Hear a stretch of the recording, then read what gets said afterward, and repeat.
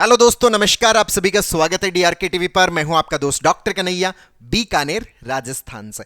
दोस्तों, आज इस वीडियो के माध्यम से एक बहुत ही सुपर टॉपिक डिस्कस करने वाले हैं। जिन लोगों को पाल्पिटेशंस होते हैं, ऐसे चेस्ट पे हाथ रखते हैं, ऐसे अंदर से धड़कन जो है वो सुनाई देने लग जाती है। रात को जब सोते हैं तब कानों में धड़कन सुनाई दे रही होती है, बहुत ज़्यादा बेचैनी, बहुत ज़्यादा घबराहट होती है। ऐसा लगता है जैसे कुछ हो जाएगा, हार्ट अंदर से फट जाएगा, कोई और बहुत बड़ी गड़बड़ हो जाएगी। ये जो भय बना रहता है, ये जो घबराहट बनी रहती है, इन पाल्पिटेशंस को हम पूरी तरह से कैसे खत्म करें, इसी के ऊपर ये साइंटिफिक सेशन मैं आप लोगों को समर्पित कर रहा हूं।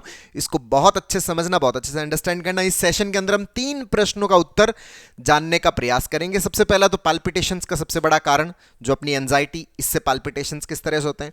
दूसरा, जो मैग्नीशियम है वो किस तरह से पाल्पिटेशंस को ठीक करता है। और तीसरा, हमें नेचुरली मैग्नीशियम कहां से मिल सकता है कि हम अगर उनका सेवन कर लें तो हमारे अंदर खूब सारा मैग्नीशियम आ जाए, तो हम अपने पाल्पिटेशंस को क्या कर लें, नॉर्मल कर लें। तो इसी के ऊपर ये पूरा का पूरा साइंटिफिक सेशन आपको समर्पित होने वाला। बहुत अच्छे समझना, बहुत अच्छे से अंडरस्टैंड करना। दोस्तों, हमारे अंदर पाल्पिटेशंस क्यों होते हैं? क्योंकि हमारे दिमाग के अंदर जब ऑटोमेटिक नेगेटिव थॉट्स आते हैं,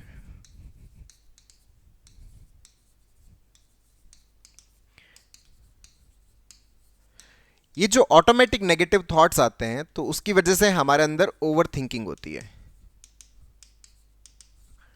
और जो ओवर थिंकिंग होती है उसकी वजह से हमारे अंदर ऑक्सीडेटिव स्ट्रेस होता है।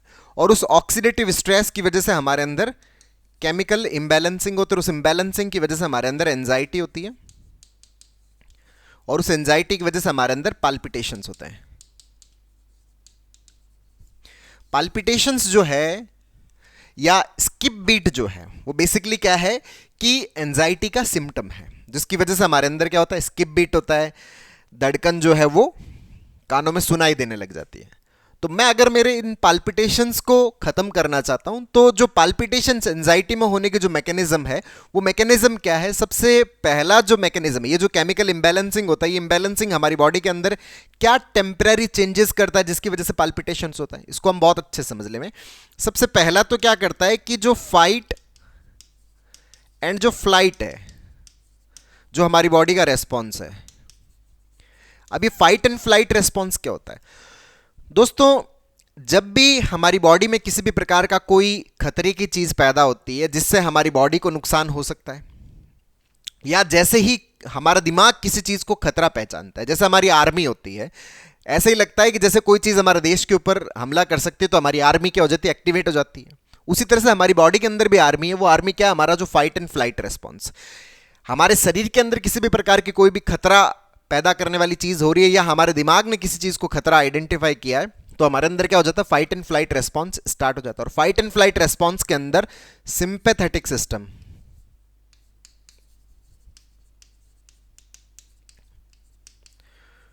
सिंपैथेटिक सिस्टम क्या हो जाता है, एक्टिवेट हो जाता है। और जैसे सिंपैथेटिक सिस्टम एक्टिवेट होता है, हार्ट तेज गति से पंप करता है, और उसकी वजह से क्या हो जाता है, पाल्पिटेशंस होने लग जाते हैं।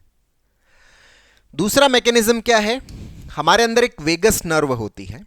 इसके ऊपर भी मैं एक अलग से पूरा वीडियो आपको समर्पित करूंगा कि जो वेगस नर्व है, ये जब आप एंजाइटी में होते हो तो वेगस नर्व क्या हो जाती है, आपकी इरिटेट हो जाती है, चिढ़ जाती है, नाराज हो जाती है। और जब वेगस चिढ़ती है, नाराज होती है, तो उसकी वजह से भी हमारे अंदर क्या होने लग जाते हैं, पाल्पिटेशंस होने लग जाते हैं। तीसरा जो मैकेनिज्म है कि हमारा जो इलेक्ट्रोलाइट्स है बॉडी के अंदर,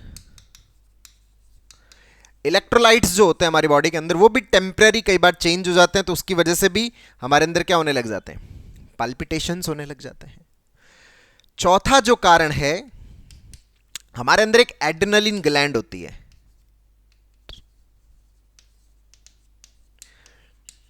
जब भी हमारे अंदर फाइट एंड फ्लाइट रेस्पॉन्स होता है, तो एड्रेनलिन ग्लैंड जो है वो एड्रेनलिन को रिलीज करती है। और एड्रेनलिन जो है वो क्या करता है, वो हमारे हार्ट को पंप करवाता है। हार्ट पंप होता है, धक धक धक धक धक, पाल्पिटेशंस होने लग जाते हैं, स्किप बीट होने लग जाती है, और हमें बहुत ज्यादा डर लगने लगता है, बहुत ज्यादा घबराहट होने लगती है कि बस अब तो कुछ हो जाएगा। इसके अलावा क्या होता है कि पांचवा मैकेनिज्म क्या है कि जो हमारे अंदर केमिकल चेंजेस होते हैं, उसकी वजह से हमारे बॉडी के अंदर जो कैल्शियम और जो मैग्नीशियम, इनका एक रेशियो होता है। कैल्शियम क्या करवाता है, कॉन्ट्रैक्शन का काम करवाता है। मैग्नीशियम क्या करवाता है, रिलैक्सेशन का काम करवाता है। तो अगर ये रेशियो बढ़ जाता है, रेशो बढ़ने का मतलब क्या है, कैल्शियम की मात्रा ज्यादा तो कॉन्ट्रैक्शन ज्यादा होने लग जाएगा। अब कॉन्ट्रैक्शन ज्यादा होने लग जाएगा तो उसकी वजह से भी क्या होने लग जाते हैं, पाल्पिटेशंस होने लग जाते हैं। और अगर मैग्नीशियम आ जाए और वो इस रेशो को बैलेंस कर दे तो रिलैक्सेशन ज्यादा होगा तो फिर पाल्पिटेशंस गायब हो जाते हैं। तो एंजाइटी के अंदर हमारे अंदर क्या क्या होता है, एक तो हमारे अंदर क्या होता है, fight and flight response start होता है, उसकी वजह से पाल्पिटेशंस हो गया।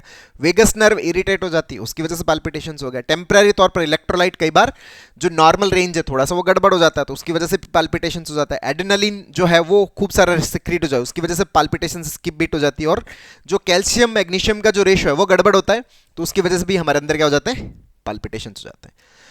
तो हम अगर चाहते हैं कि हमारा पाल्पिटेशंस ठीक हो, अगर हमारे स्किप बीट ठीक हो, ये जो हमें बहुत ज़्यादा जो घबराहट होती, बेचैनी होती है, ये हमारा ठीक हो, तो उसके लिए इन पांचों मैकेनिज्म को भी हमें क्या करना पड़ता है, करेक्ट करना पड़ता है, सही करना पड़ता है। तो हम जो मैग्नीशियम यूज करते हैं, अब आते हैं हम दूसरे प्रश्न के ऊपर। पहला प्रश्न तो समझ आ गया, दूसरे प्रश्न के मैग्नीशियम क्या करता है कि वो हमारे अंदर जो गाबा है, रिलैक्सिंग हार्मोन है, इसका लेवल बढ़ाता है। तो इसका लेवल बढ़ता है तो सिंपैथेटिक जो सिस्टम है वो क्या हो जाता है, रिलैक्स, चिल मारने लग जाता है। पैरासिम्पैथेटिक नर्वस सिस्टम की एक्टिविटी क्या हो जाती है, बढ़ जाती है। और जैसे ही पैरासिम्पैथेटिक नर्वस सिस्टम की एक्टिविटी बढ़ती है तो रिलैक्सेशन बढ़ता है, रिलैक्सेशन बढ़ता है तो पाल्पिटेशंस नॉर्मल हो जाते हैं, आपको इजी फील होने लगता है, अच्छा महसूस करने लग जाते हो, ये जो घबराहट जो हो रही थी वो शांत हो जाती है। दूसरा मैग्नीशियम क्या करता है, ये हमारी जो वेगस नर्व है उसको बोलता है कि बुआ जी आप भी शांत हो जाओ, आप क्यों इरिटेट हो रहे हो, आप क्यों चिढ़ रहे हो, आप एकदम चिल मारो, आप एकदम रिलैक्स रहो। मतलब मैग्नीशियम क्या करता है, अपनी इस वेगस नर्व को रिलैक्स करता है, इसको समझाता है, बुझाता है, शांत कर देता है। जब ये शांत होते हैं तो उसकी वजह से भी आपके पाल्पिटेशंस गायब हो जाते हैं। तीसरा ये क्या करता है, जो इलेक्ट्रोलाइट इंबैलेंसिंग है उसको भी सही करता है तो उससे भी आपके पाल्पिटेशंस गायब हो जाते हैं। चौथा जो इंपॉर्टेंट टास्क है कि भाई साहब ये जो एड्रेनलिन ग्लैंड है ना, ये इसकी मौसी है। वेगस नर्व तो बुआ है, एड्रेनलिन ग्लैंड इसकी क्या है, मौसी। मौसी को बोलता है कि मौसी आप भी जब बुआ जी राजी हो गए तो आप भी राजी हो जाओ। तो जब एड्रेनलिन ग्लैंड, मौसी जब राजी हो जाती है, मौसी जब रिलैक्स हो जाती है तो एड्रेनलिन का सिक्रेशन कम हो जाता है। एड्रेनलिन का सिक्रेशन कम होता है तो पाल्पिटेशंस हमारे डाउन हो जाते हैं। और पांचवी जो मैकेनिज्म है कि ये जो कैल्शियम मैग्नीशियम का जो रेशो आपका बढ़ गया था उसकी वजह से कॉन्ट्रैक्शन हो रहा था, तो जब आपकी बॉडी में मैग्नीशियम जाता है तो कैल्शियम मैग्नीशियम का रेशो वापस क्या आने लगता है, नॉर्मल साइड में आने लगता है। नॉर्मल साइड में आता है तो कॉन्ट्रैक्शन रिलैक्सेशन का जो रेशो है वो बैलेंस हो जाता है, बॉडी रिलैक्स होने लगती है, हार्ट रिलैक्स होने लगता है तो पाल्पिटेशंस गायब होने लग जाते हैं।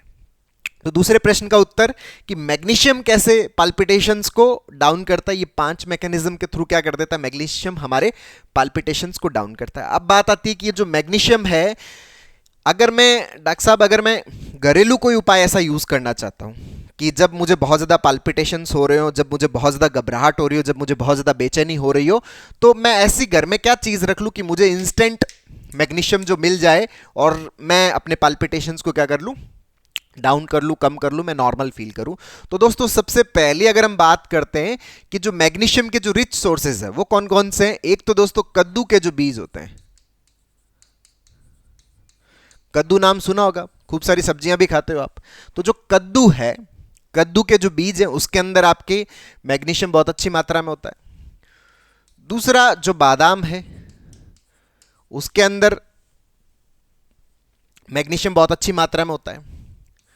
तीसरा जो पालक है उसके अंदर मैग्नीशियम बहुत अच्छी मात्रा में होता है।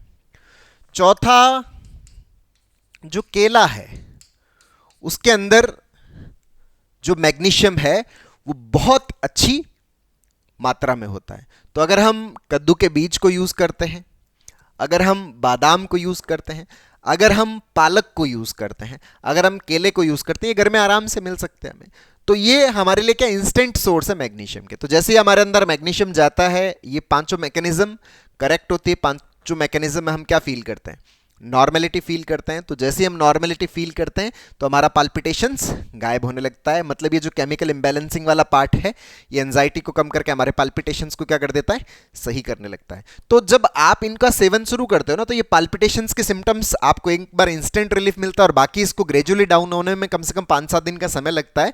तो इसकी फ्रिक्वेंसी इंटेंसिटी जाने लग जाती है और 2 से 3 सप्ताह तक एंजाइटी के सिम्टम्स भी काफ़ी स्टेबल होने लग जाते हैं, अगर हम मैग्नीशियम के लेवल को अपनी बॉडी में जो ऑप्टिमम लेवल है उसको रखते हैं।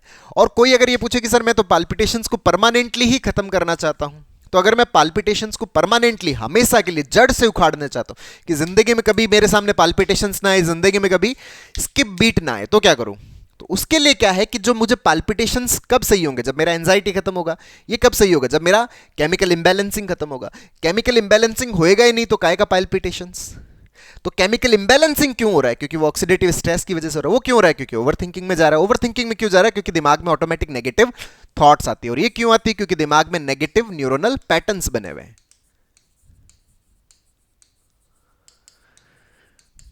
और ये जो नेगेटिव न्यूरोनल पैटर्न्स है, इन पैटर्न्स की वजह से एंजाइटी और पाल्पिटेशंस हो रहा है। तो इन पैटर्न्स को भी हमें क्या करना पड़ेगा? सही करना पड़ेगा। और पैटर्न्स को सही करने के लिए दोस्तों हमें सीबीटी के प्रैक्टिस की जरूरत पड़ती है, कॉग्निटिव बिहेवियरल थेरेपी, उसके अभ्यास की हमें जरूरत पड़ती है। अगर हम सीबीटी का रेगुलरली प्रैक्टिस करते हैं तो हम अपनी जो न्यूरल पैटर्न्स है उनको सही करते हैं, तो हम अपने ऑटोमेटिक नेगेटिव थॉट्स को सही करते हैं, तो हम अपनी ओवर थिंकिंग को सही करते हैं, हमारा ऑक्सीडेटिव स्ट्रेस गायब होता है, हमारा केमिकल इंबैलेंसिंग जिसकी वजह से ये पांचों मैकेनिज्म हो रही थी ये भी गायब।